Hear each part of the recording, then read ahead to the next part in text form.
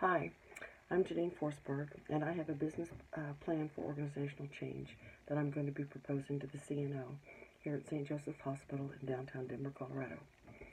Our population at St. Joseph's Hospital is changing, but our mission to serve those that are poor and vulnerable still remains.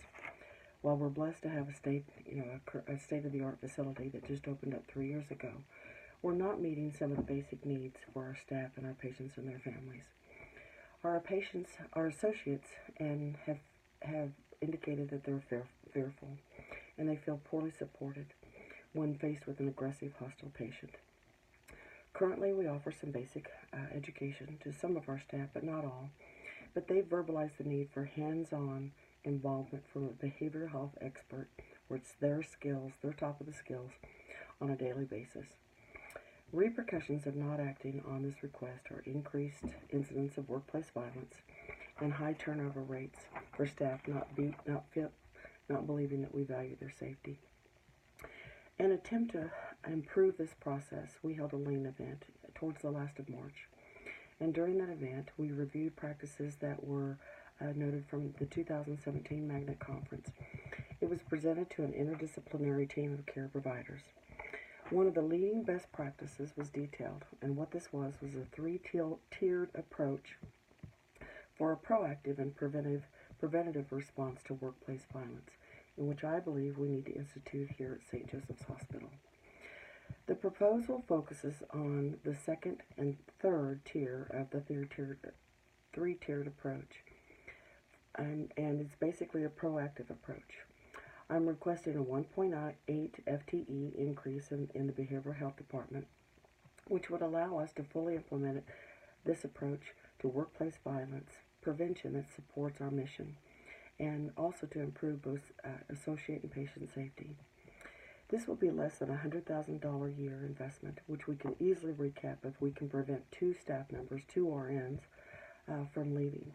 And that would cover the cost of having to hire someone else and the orientation fees, or the cost for orienting a new nurse in our facility.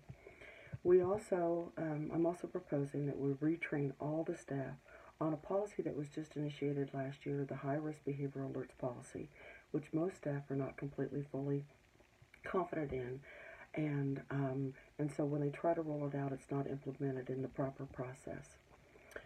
The service in our mission.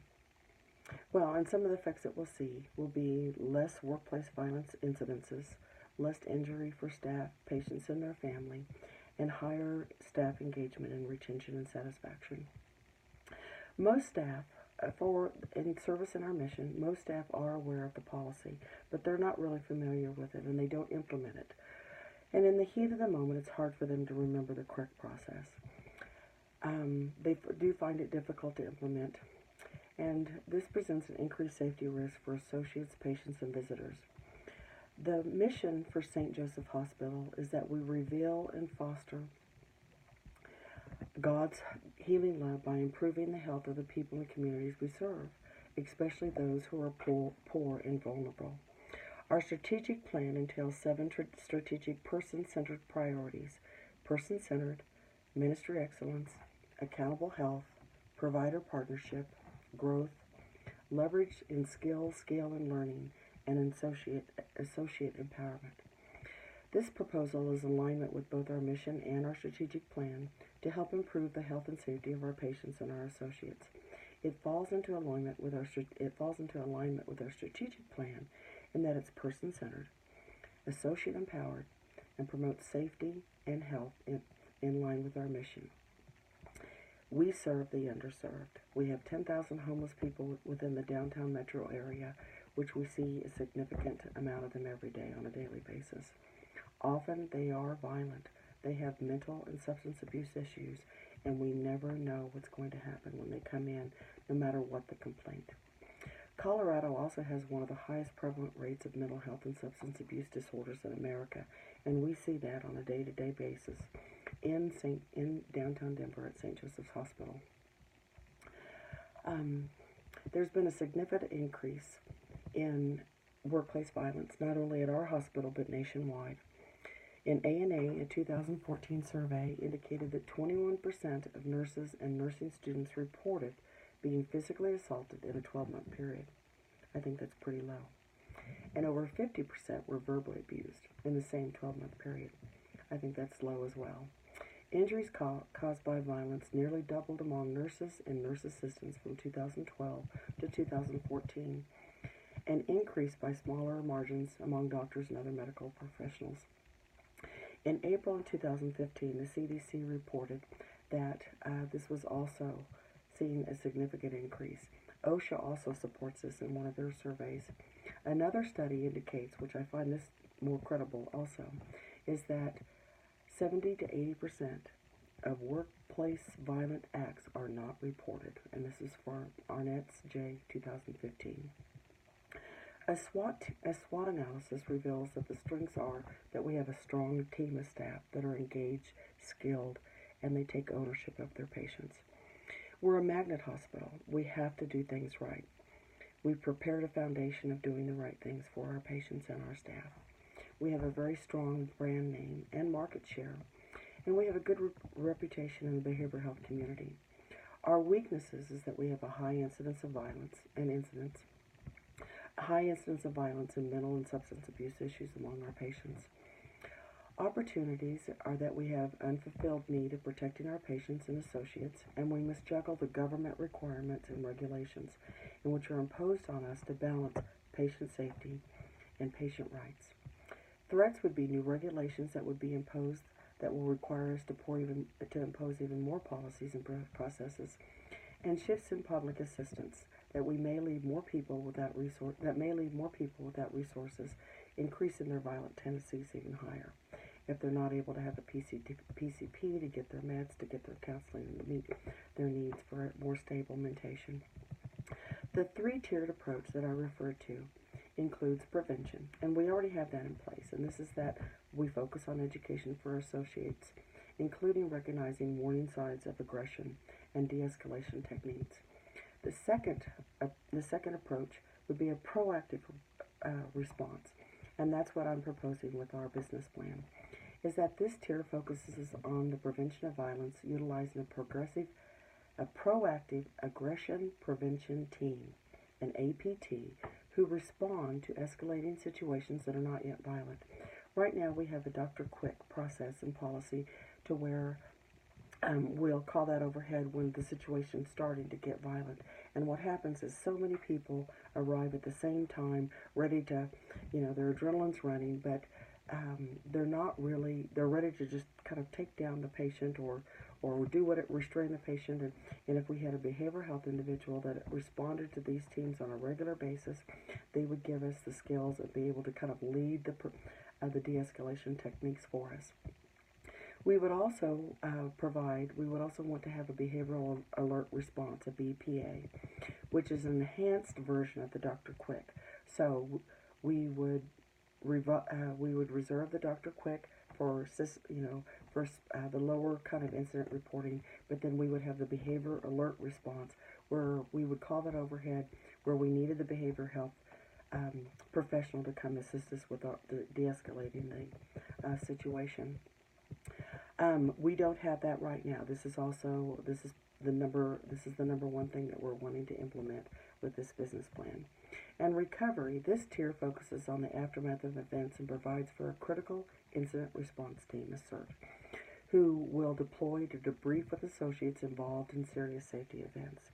This is an excellent part of the team, excellent part of the approach, in that they can go later and say what worked, what didn't work, what could we do next time, real-time education to help the staff learn that on a real-time basis. The business model, our data right now at St. Joe's shows an increase in instances of both near misses and actual violence. Based on 2017 Press Ganey Associate Engagement Scores, 85% of our bedside nurses will feel afraid of patient or visitor and or that they may hurt them. Caring for aggressive patients and visitors ranked as the #1 concern for the post-survey here at our facility in 4 different units, some of the biggest units in our staff meetings.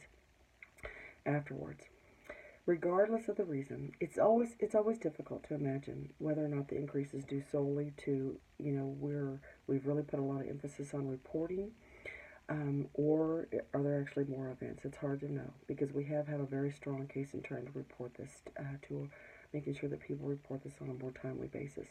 But regardless of the reason, the data argues for enhanced measures to keep our associates, patients, and visitors safe.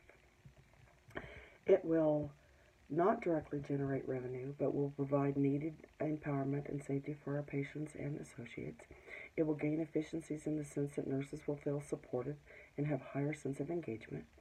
And patients and families will also feel safer and more confident that we're equipped, St. Joe's, and that we're trained to keep their loved ones and themselves safe during a violent episode.